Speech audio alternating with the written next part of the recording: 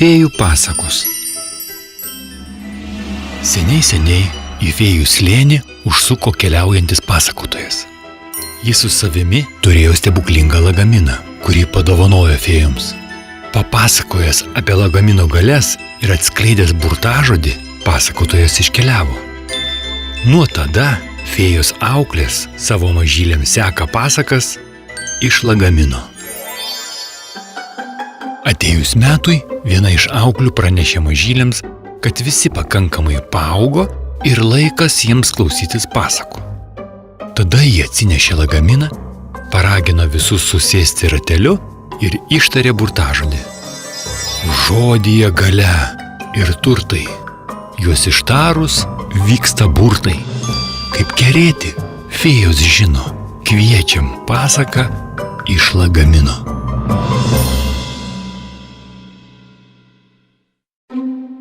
Kaip ežiukas lapę pamokė. Saulėtą dieną miško takeliu lėtai ir tingiai žingsniavo lapė. Nors diena jau buvo įpusėjusi, bet rudoji nebuvo valgiusi nei pusryčių, nei pietų. Urgė pilvas, o galvoje visos mintys sukosi tik apie maistą. Netikėtai ji priėjo ežiuko namelį ir sugalvojo į svečius užsukti. Juk ežiukas draugiškas, gal pavaišys kuo nors. Persisivėrė ji per tvorą ir norėdama pašniukštinėti, o tvoros nestiprios būta. Triaukštelėjo seni pagalį ir griuvo lapė į kiemą tiesiai ant lentgalių ir malų. Jau ėmė stotis ir ketino bėgti, bet girdė ežiukas atbėgdama šaukia. Oi, vargšė laputė, ar neužsigavai, mieloji? Seniai tą tvorą taisyti reikėjo. Delsiau ir štai kokia nelaimė.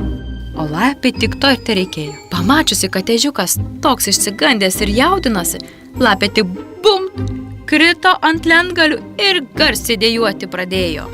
Vargšės mano letenėlės, vargšai šonkauliai, koja tikriausiai lūžo. Pasijudinti vos galiu. Oi, aimanavo susirietusi. Eime į trobelę, paguldysiu tave į lovą, subintuosiu kojelę, tepuliukus šonkauliukus patepsim. Atleisk, laputė, čia mano kaltė. Prastas aš gaspadorius, pergyveno ežiukas. Taigi, dar ir koks prastas. Vos pasiremiau į tavo tvoro įlūžo kaip šakelį. Letinos nepakeliu. Oro įkvėpti negaliu, o kaip kaulus skauda. Skundėsi ir melavo lapė. Kaip sakė ežiukas, taip ir padarė. Savo lovą užleido, koją apibintavo, šaunus tepalų nuo skausmo ištepė. Guli lapė, dūsauja, dejuoja ir toliau skundžiasi. Kaip aš dabar maisto susirasiu? Vos bepaiti galiu. Jei ne nuo skausmo, tai iš bado numirsiu. Nesirūpink, laputė, aš tau maisto paruošiu. Štai šviežias sūris, obuolienė. Tu tik valgyk ir sveik greičiau, rūpinosi ežiukas. Lapė išalkusi, kad puolė valgyti. Visą sūrį ir stiklainį obuolienės kaip mat prarijo. Net ežiukui neliko. Suėdė viską ir toliau dejuoja. Man ramybės ir poilsio reikia. Miegok, laputė, miegok kiek reikės, kol pasveiksi, ramina ežiukas. Kaip užsnūdo lapė minkštoje ežiuko lovoje, taip iki ryto ir neprabudo. O ežiukas lauke šieno pasiklojo, susirietė kamuoliuką ir visą naktį taip pramiegojo. Tik girdi rytą vėl lapė dejuoja. Oi, kaip ištino mano letenėlės, oi, kaip šonkaulius ir galvas skauda. Jau gal paskutinioji atėjo? Ežiuk, aš mirštu. Išsiganda ežiukas, žiūri į lapės letinas ir kaktą rauko. Nemirsi, laputė, nemirsi. Visai neištinė tos tavo letinos, atrodo labai gražiai. Gyja, nieko nesimato. Ką tu supranti? Kvies gydytoją greičiau. Gal man smegenų sutrenkimas? Taip nelaimingai nukritau per tą nelemtą tvorą, šaukė lapė dejuodama. Atleisk, laputė, jau bėgo gydytojo ieškoti, išsigando ežiukas. Palauk, neskubėk, gal man galva skauda, kad alkana esu. Užtaisyk sočius pusryčius, gal jums ir praeis tą galvą, o tada ir žiūrėsim. Gudrauja lapė. Gerai, bėgu miškan grybų parinksiu, sugrėtėję pakepsiu, pirštus apsilaižysi, pasakė ežiukas ir išbėgo. Tuo tarpu lapė nuobodu pasidarė. Pakilo ji iš lovos ir pradėjo troboje šmirinėti, kaip savo namuose lentynas tikrinti. Į kiemą išėjo vandens atsigėrė, žemogų šalia namo pasiskynė ir atgal į lovą pasivaikščiojusi prigulė. Sugrįžo ežiukas, sočius pusryčius paruošė ir laukia, kas bus. Lapė pavalgė, patylėjo ir tarė: žinai, ežy, tavo maistas man labai padeda. Jo galvos nebeskauda, jei taip toliau greit ir pasveiksiu. O kas pietums bus? Grybų daug parnešiau ir pietums užteks, pasakė ežiukas. Nenoriu tų tavo grybų daugiau.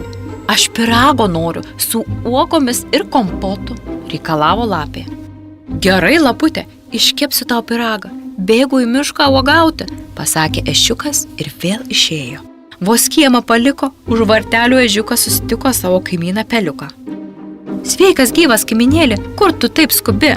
Paklausė Peliukas. Aš tai sveikas, bet bėgu uogų į mišką. Pyragą iškepsiu laputį, kuri labai negaluoja, pasiguodė ežiukas. Negaluoja, sakai? Kasgi jai taip staiga nutiko? Nustebo Peliukas.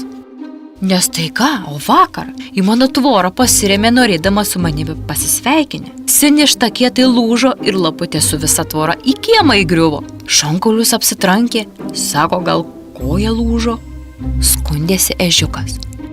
Negali būti, kaimynėlė, aš ją visai neseniai mačiau, ji visai nešlubavo, vandenį tavo kieme gėrė ir uogavo už tavo namo.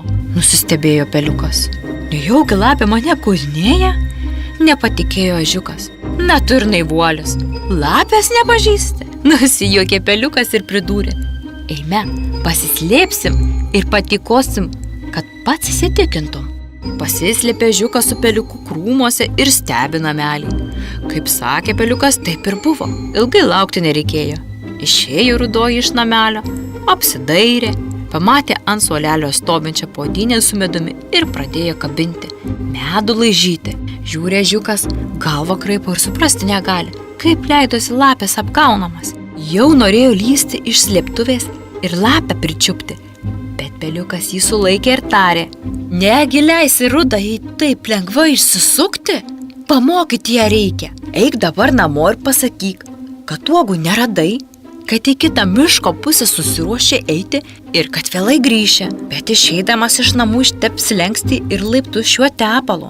Čia pušų sakai, dabar taip karšta, sakai labai lipnūs, pamatysi, kas bus, pasakė Peliukas. Kaip tarė draugai, taip ir padarė. Grįžo ežiukas ir pranešė, kad uogų nerado. Supyko lapė, ne tik bartis pradėjo, bet ir priekaištauti. Tvoros sulūžę, namie maisto nėra, uogų surasti nemoka. Tokio nevykusio šeimininko dar reikėtų paieškoti, burbėjo rudoji lovoje besivartydama. Kad greičiau būtų, aš pyragui tešalą užmaišysiu ir paliksiu kieme kilti. O kai grįšiu, iš karto į krosnį pašausiu. Ilgai neužtruks, aš tau tikrai šventę surengsiu ir tu kaip mat pasveiksi. Pažadu, pasakė ežiukas. Užmaišė jis tešalą ir paliko ant suolo prie namelio. Kai buvo suplanuota, slenkstė laiptelius ir nedalį tako sakais ištepė ir išėjo. Tik šį kartą ežiukas niekur nesiruošė keliauti. Pasislėpė jie su Peliuku slėptuvėje ir laukė, kas bus. Po kurio laiko lapė namuose nusibodo. Ji nusprendė pažiūrėti, kaip tešla kyla ir apsidairiusi, ar nieko aplink nėra, vėl išėjo į lauką. Bet vos ji žengė laukan letina, kaip mat prilipo prie slenkščio. Žengė dar toliau, tada kita letina prilipo prie laipto. Ji sugalvojo peršokti, tačiau nepavyko apsispirti ir tėškėsi ant pilvo, tiesiai į sakų vidurį. Tuo metu iš slėptuvės pasirodė ežiukas su Peliuku. Ką visa tai reiškia?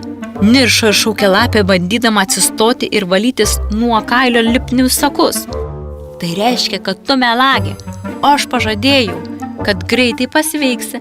Pažadą ištesėjau, tu sveika laputė, dumk į mišką, juokėsi ežiukas. Tu dar pasigailėsi, aš tave, kartojo lapė vis daugiau besivoliodama pušies sakuose. Aš jau pasigailėjau, kad patikėjau melagę, o dabar palik mano namus, pasakė ežiukas. Lapė trypčiodama bandė kuo patogiau eiti, tačiau ant jos letinų susidarė lipnus tarsi dervas sluoksnis sakų.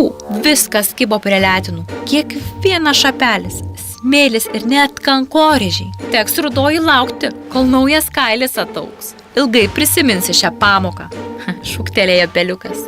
Ta diena ežiukas tikrai iškepė gardų pyragą, bet pavaišino savo gerą draugą peliuką, o ne melagę lapę.